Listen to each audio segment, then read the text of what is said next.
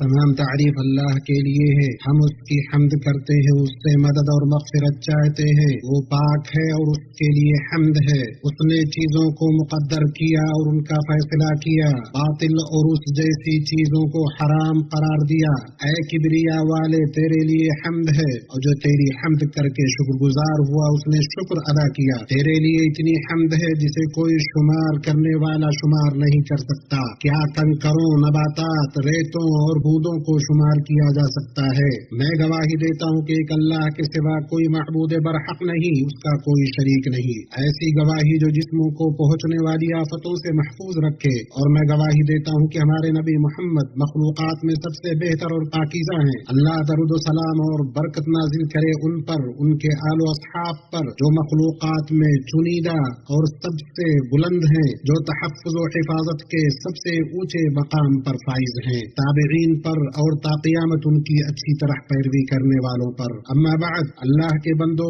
اللہ کا تقوی اختیار کرو اور خلوت و جلوت میں اس سے ڈرو۔ جس نے تقوی کو لازم پکڑا، اس نے اللہ کی طرف بلانے والے کی بات مانی اور اس کی دعوت پر لبیک کہا۔ وہ گمراہ کن راستوں سے دور رہا اور اس کے قلب و روح کو پاکیزگی حاصل ہوئی۔ تقوی ہی ہمیشہ آدمی کی کامیابی ہے، جس سے وہ ہولناک مشکل راستوں کو عبور کرتا ہے۔ اے ایمان والو، اللہ کا تقوی اختیار کرو، سیدھی سچی باتیں کیا کرو، اللہ تمہارے اعمال کو سدھار دے گا اور تمہارے گناہوں کو بخش دے گا۔ مومنوں، بحرانوں، چیلنجوں، اوہام اور شکایتوں سے گھرے عالم میں بچہ بڑا ہونا چاہتا ہے، بڑا چھوٹا ہونے کی تمنا کرتا ہے، بیکار آدمی کام چاہتا ہے اور برسرے روزگار عمل سے اکتایا ہوا ہے، مالدار پریشان ہے اور جو غریب ہے وہ بھی پریشان ہے۔ سماجوں میں جادو اور شیطانی شعبدہ بازی کے کام، نظر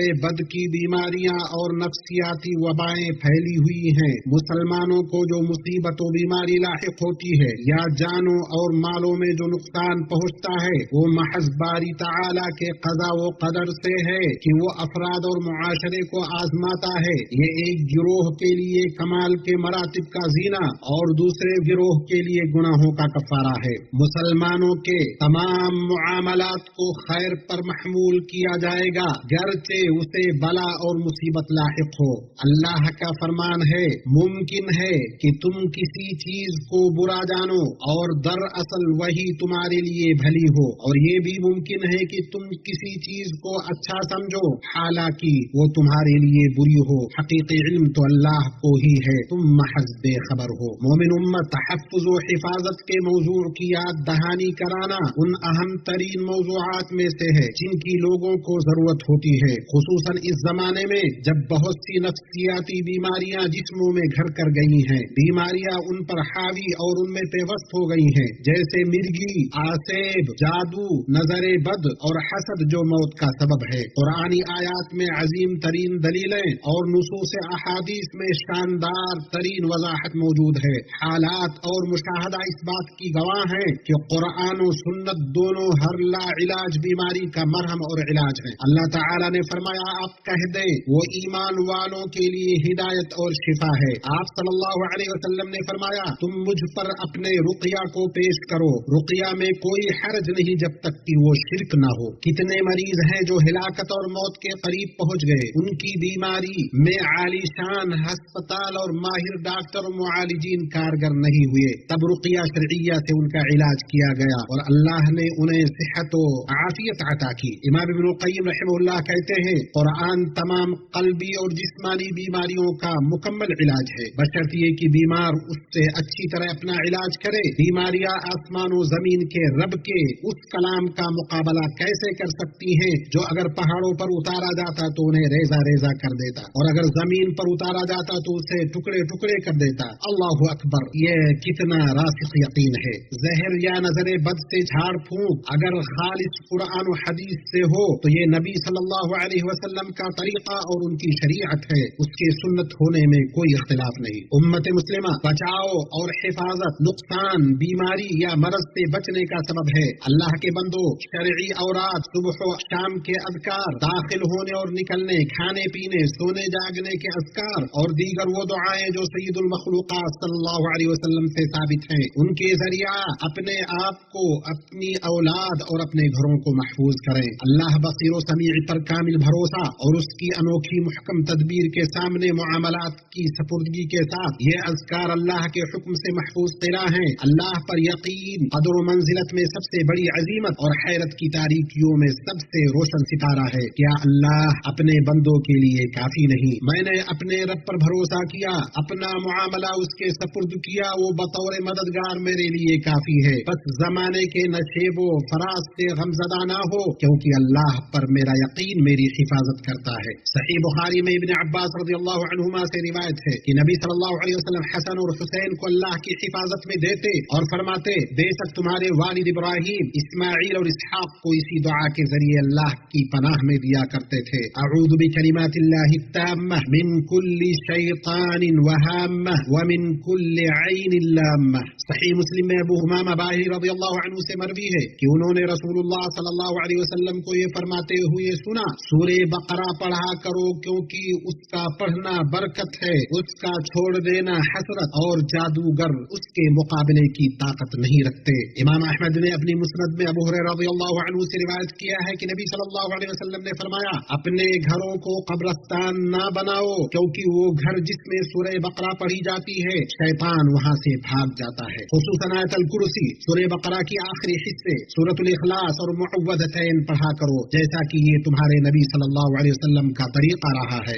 مسلمانوں، جب کوئی مسلمان آسیب یا وسوسہ یا دوسری بیماری میں مبتلا ہوتا ہے یا اسے نظر بد یا حسد لاحق ہوتا ہے تو چونکہ بہت سے مسلمانوں میں ایمانی اور اعتقادی کمزوری کے ساتھ جانوں، اولادوں اور گھروں کی حفاظتوں کے تئیں غفلت پائی جاتی ہے، اس لیے بعض مسلمان شعبدہ بازی، طلسم، خرافات، جادو، دجل، فریب کے ذریعے اور خلاف شرع امور کی طرف دوڑ پڑتے ہیں۔ انہیں رقیہ شرعیہ کے جھوٹے دعوے دار یا وہ لوگ اچک لیتے ہیں جو عملیات اور جادو کی توڑ وغیرہ کا دعویٰ کرتے ہیں۔ ان میں سے کوئی مبہم تحریریں لکھتا ہے تو کوئی بڑبڑاتا ہے، کوئی عجیب و غریب باتیں بناتا ہے، کوئی غیر مفہوم کلمات ادا کرتا ہے، کوئی یقین دلاتا ہے کہ بیماری کی وجہ نظر بد ہے اور نظر بد لگانے والا کوئی قریبی رشتہ دار ہے، تو کوئی بری طرح مارتا پیٹتا ہے۔ اکثر دعوے دار اپنے آپ کو نیک اور سمجھدار لوگوں کے بھیس میں پیش کر کے دھوکہ دیتے ہیں،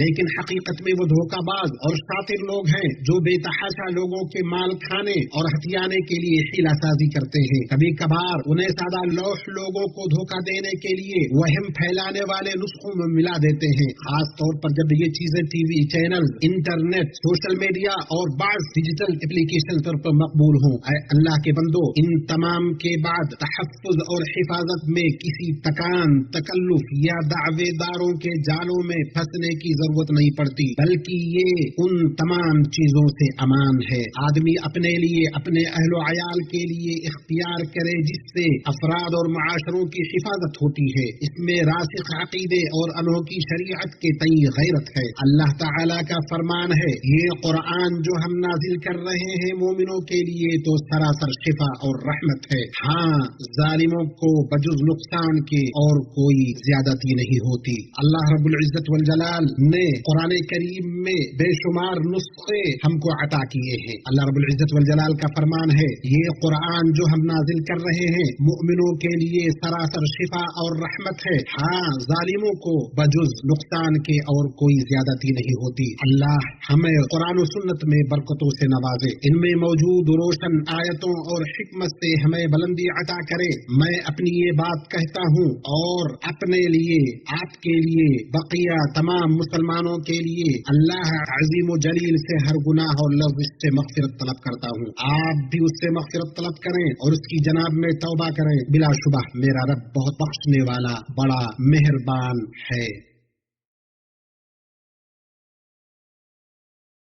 ہر قسم کی تعریف اللہ کے لیے ہے، اس پر کی اس نے نعمتوں سے نوازا اور بھرپور نوازش کی۔ اس کی ذات پاک ہے، اس نے اپنے بندوں کو خوب احسانات اور برکتوں سے نوازا۔ میں گواہی دیتا ہوں کہ ایک اللہ کے سوا کوئی معبود برحق نہیں، اس کا کوئی شریک نہیں، اور میں گواہی دیتا ہوں کہ محمد متقیوں کے قدوہ ہیں۔ درود و سلام اور برکتیں نازل ہوں آپ پر، آپ کے برگزیدہ وہ پاکیزہ آل پر، منتخب نیک باز آپ کے صحابہ پر، تابعین پر اور تا قیامت جو درست طریقے سے ان کی پیروی کرے ان پر۔ اما بعد، اے اللہ کے بندو، اللہ کے احکام کی بجا آوری کر کے اس کی منہیات سے بچ کر اللہ کا تقوی اختیار کرو، کیونکہ اللہ تبارک و تعالی معاملے کے ظاہر و باطن اور سینے کے وسوسوں اور رازوں سے آگاہ ہے۔ مومنو، آپ پر مخفی نہیں کہ امت کو ایسی آزمائشیں، مصیبتیں، آفتیں، فتنے، تکلیفیں اور بلائیں گھیرے ہوئی ہیں جنہوں نے اسے المیے کی طرف بری طرح دھکیل دیا ہے۔ چنانچہ اس مشکل وقت میں حفاظت کی اہم ترین قسم یہ ہے کہ نوجوانوں کی عقلوں کو فکر اور عقیدے کی سطح پر محفوظ کیا جائے، اور اس سلسلے میں علماء، دعات، والدین، تربیت و فکر اور میڈیا کے افراد اور قلم کاروں پر ذمہ داری عائد ہوتی ہے کہ وہ فکر و عقیدے کی سطح پر نوجوانوں کو محفوظ کرنے اور معتبر علماء کے ارد گرد جمع ہونے پر ابھارنے، اکسانے والے گمراہ کن شاذ فتووں سے ہوشیار کرنے اور جن کا انہیں سامنا ہے ان چیلنجز سے آگاہ کرنے میں اپنی حصہ داری نبھائیں۔ ایک ایسے زمانے میں جس میں شبہات و شہوات کے فتنے حاوی ہیں جنہوں نے فتنوں کو خاندان، گھر اور معاشرے تک لا پہنچا دیا ہے، منحرف افکار کے گڑھے میں گرنے سے انہیں بچایا جائے، دشمنوں کے منصوبوں کو بیان کیا جائے اور ان کے مشکوک مقاصد کی راہ کاٹ کر آگاہی پھیلائی جائے۔ اللہ ہمارے نوجوانوں کو اور ہمارے معاشرے کو ہر برائی اور ناپسندیدہ عمل سے محفوظ رکھے، ہمارے امن و امان اور عقیدہ و قیادت کی حفاظت کرے۔ بلا شبہ وہ ہمارے بالکل قریب ہے، ہماری دعاؤں کو قبول کرتا ہے۔ سنو، اللہ آپ پر رحم کرے، درود و سلام بھیجو نبیوں اور رسولوں کے سردار، متقیوں اور پاک بازوں کے پیشوا پر۔ رب العالمین نے اس کا تمہیں حکم دیا ہے، چنانچہ اللہ تعالیٰ کا کریمانہ اور حکیمانہ ارشاد مبارک ہے، اللہ اس کے فرشتے اس نبی پر رحمت بھیجتے ہیں، اے ایمان والو تم بھی ان پر درود بھیجو اور خوب سلامتی بھیجتے رہا کرو۔ اور صحیح حدیث میں نبی صلی اللہ علیہ وسلم کا ارشاد ہے، بے شک جو مجھ پر ایک بار درود بھیجے گا اللہ اس پر 10 رحمتیں نازل فرمائے گا۔ بے شک نبی پر درود بھیجنے ایک ایسی دولت ہے کہ جس نے اسے پا لیا وہ عزت و بزرگی کا مالک بن گیا۔ نبی پر بار بار درود بھیج کر شاد کام ہو جاؤ، اللہ ان پر درود نازل کرے جب تک گردش افلاک باقی رہے۔ اے اللہ درود و سلام نازل فرما ہمارے نبی محمد اور ان کے پاکیزہ آل و اولاد پر اور ان کے مبارک روشن صحابہ پر، ان کے خلفاء راشدین ابو بکر و عمر، عثمان و علی پر۔ اللہ ان سے اور تمام صحابہ و تابعین سے راضی ہو جا، اور ان لوگوں سے جنہوں نے روز جزا تک اچھی طرح سے ان کی پیروی کی، اور ان کے ساتھ ہم سے بھی راضی ہو جا اپنے احسان و سخاوت اور کرم سے، اے اکرم الاکرمین۔ اے اللہ، ہم بادشاہت و سلطنت والے کی پناہ لیتے ہیں، اے اللہ ہمیں عزت و طاقت دے، اور اے اللہ ہمیں تو مکمل حفاظت عطا فرما۔ ہم تجھ سے کامل کلمات کے ذریعے پناہ مانگتے ہیں جن سے کوئی نیک یا بد تجاوز نہیں کر سکتا، ہر شیطان موذی چیز اور بری نظر سے۔ ہم اللہ کے کامل کلمات کے ذریعے ان تمام چیزوں کے شر سے پناہ مانگتے ہیں جنہیں اللہ نے پیدا کیا۔ اے اللہ، اسلام اور مسلمانوں کو غلبہ عطا کر، دین کے قلعہ کی حفاظت کر، اس ملک اور مسلمانوں کے بقیہ ملکوں کو پرامن، پرسکون اور خوشحال بنا۔ اے اللہ، تو ہمارے ملکوں میں امن عطا فرما، ہمارے سربراہوں اور حکمرانوں کو توفیق یاب کر، اور حق و درستگی سے ہمارے امام اور سربراہ کی تائید فرما۔ اے اللہ، ہمارے سربراہ خادم حرمین شریفین، ان کے ولی عہد اور مسلمانوں کے تمام حکمرانوں کو اس بات کی توفیق دے جس میں اسلام کا غلبہ اور مسلمانوں کی بھلائی ہو، اور جس میں بندوں اور ملکوں کی بھلائی اور درستگی ہو۔ اے اللہ، ہمارے سرحدوں اور مورچوں پر قائم ہمارے فوجیوں کو توفیق یاب کر۔ اے اللہ، جو ہمارے ساتھ اسلام اور مسلمانوں کے ساتھ برائی کا ارادہ کرے اسے خود اس کے نفس میں الجھا دے، اور اس کی چال کو اسی پر پلٹ دے، اور اس کی سازش کو اس کی تباہی بنا دے۔ اے دعاؤں کو سننے والے، اے اللہ کتاب و سنت پر امت کو متحد کر دے۔ اے سخاوت و فضل اور احسان والے، اے اللہ تیری فوج کو کوئی شکست نہیں دے سکتا اور نہ تیرا وعدہ ٹوٹ سکتا۔ اے اللہ فلسطین میں ہمارے بھائیوں کی مدد فرما، اے اللہ ان کے دشمنوں کو تباہ کر دے، ان کی اجتماعیت کو پارا پارا کر دے، اور عبرت حاصل کرنے والوں کے لیے انہیں نشان عبرت بنا دے۔ اے اللہ انہیں صہیونیوں پر فتح یاب کر دے۔ اے اللہ اس امت کے لیے ایسی ہدایت یافتہ سربراہی دے جس میں اطاعت گزاروں اور مومنوں کو عزت حاصل ہو، اور گنہگاروں اور نافرمانوں کو ہدایت ملے۔ اے اللہ تو ان کی اپنے اور ان کے دشمنوں پر مدد فرما دے اور انہیں غلبہ عطا کر دے۔ اے اللہ اس امت کے لیے ایسی ہدایت یافتہ سربراہی دے جس میں اطاعت گزاروں ایمانداروں اور مومنوں کو عزت حاصل ہو اور گناہگاروں اور نافرمانوں کو ہدایت ملے۔ اے اللہ ہمارے کچھ ایسے بھائی ہیں جنہیں سردی کے موسم نے تکلیف اور فاقہ میں مبتلا کر رکھا ہے۔ اے اللہ، اے حاجتوں کو پوری کرنے والے رب، اے فاقہ کو دور کرنے والا رب، اے بے بسوں کی مدد کرنے والے، ہمیں رمضان کے مہینے تک امن و امان اور صحت کے ساتھ پہنچا دے۔ اے اللہ تو تمام دعاؤں کو سننے والا اور تو ہم پر رحم کرنے والا ہے۔ سبحان ربک رب العزة عما یصفون وسلام علی المرسلین والحمد للہ رب العالمین۔